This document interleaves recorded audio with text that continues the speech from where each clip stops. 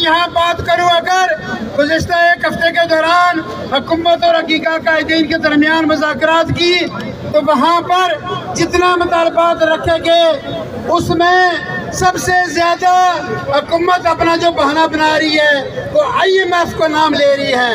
मैं सवाल करता हूँ हुकूमत से कि जब असम्बली के अरकान की तनख्वाहें 900% तक बढ़ाएंगी तो IMF क्यों खामोश था?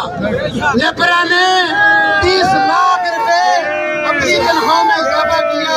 नेपरा के चेयरमैन की तनख्वाह और मेंबरान की तनख्वाह में 30 लाख रुपया इजाफा किया गया। IMF क्यों खामोश रहा?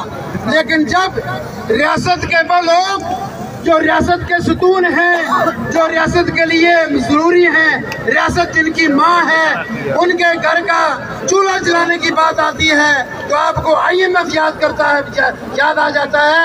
मैं कहता हूँ कि ये झूठ मत बोलो, ये फ्रॉड मत करो।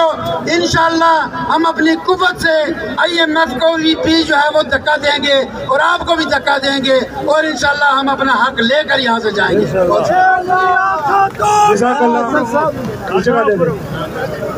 Oh, yeah,